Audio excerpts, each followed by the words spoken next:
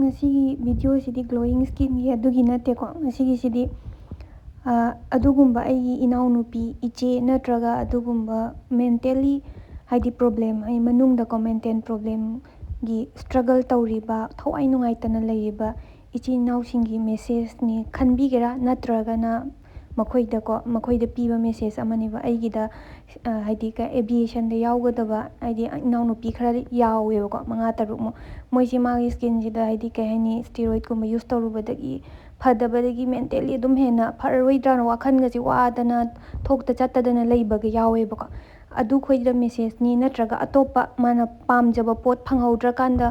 अतोपा थबक तौनिंगदना पुरा वारगा लेबा अदुगुम्बगी मेसेज नि बाइना ngasi aina पिजरिबा वीडियो सिको सिसे लोइनमक रिलीजन खुदिंगमक हाइदी अतोप हाइदी मैतै ओबियाई Christian ओइबयाई मुस्लिम ओइबा लोइनमकना येंगबा यागनी को लोइनमकता एप्लाई तौबा यानबई मोंगदा आई हाइजरके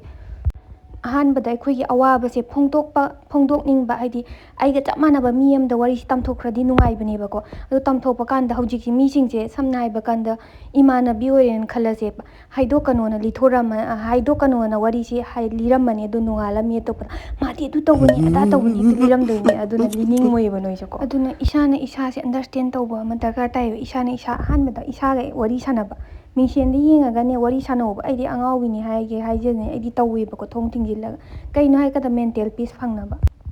अदुना इसाना इसासे ग्यान ताबियो याम टेंसिलगेबको कोना मथंगदा आई हाइरागे यामना सांग्रे जेजे कमाइन तौनी हाइकांदा मिंगोदा कना नंगी अवाबा नुंगाइतबा खोटपसे कनागुम्बा अमदा लिरुनु फैमिली ओरसु नंगी बेस्ट फ्रेंड ओरसु कनागुम्बा अमता लिरुनु आई वादे अदुगा नंगबु सेंबिरेइबा मपु अमदि लेनिदना हाइदि अलादा बिलीव तौबगी अलादको अलादा ओइना हाइदि हाइजौबा लेटर ओइना इयो हाइदि नमानबीदा इबदौनको फजना इबा याय अदुदै दुवादसु हाइबा यायको तुमलमदाइदो ओइरसुको यामना इमानबी अमदौना याम नुंसीना वरी साबियोबको मी अमना ताबिदिगाना खल्लगको अदुमैना नंगना थाजरिबा यूनिवर्सटुदा अलादुदा वरी साबियोबा रमा लौथोकपिरो पेन अमा पाइखतपिरो अदुगा लोइना इयो पेनदबा खुदेमक dear Allah dear universe dear God एनी हारगको अदुगा नंग नुंगाइतबा ओइरदि याम नुंगाइतबा ओइरगा सेगाइरगा लांथोखिबा याइबको हाइदि मीना उबदा नुंगाइरो खोलो हाइदि केम काइदे अदु मै थादोखिबे अदुगा नुंगाइना शांतिदको नंगी आंसरदो पिराअनी हाइदि मी अमदा नुंसीबा फ्रेंड अमदा याम थाजबा फ्रेंड अमदा लिथोखिबगुम यामना पीस फंगनेबा तौरगी येंगोबको अदुगा ग्रेटिट्यूड जर्नल को ग्रेटफुल ओइबगी जर्नल अमा अदुम नुंटीगी इयोबको पेपर अमा लौथोअगा फत्तबदा फोकस तौबा नतबा अफबदा ngasiगी ai कइदौखरगे ngasi ai इमानबी अमा उना याम नुंगाइ थैंक यू अल्लाह अदुइदमा ngasi से ai चाक चाबा फंगे थैंक यू अदुमैना को मंगा खतंग खंकटलगा नुंगाइबा मंगा खतंग इयोबा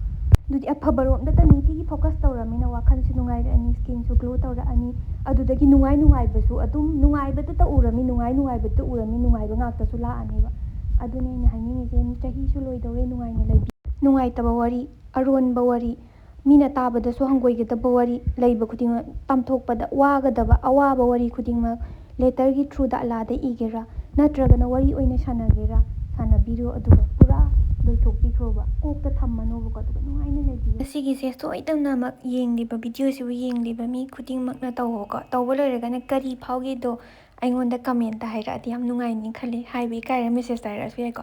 नंगना पेन अमा पाइरो मी खुदिंगमा पामेसे अइबु इसासे कनागुमना लेटरगा इरागा अइदमक थागलकपदा मी खुदिंगमा पामिको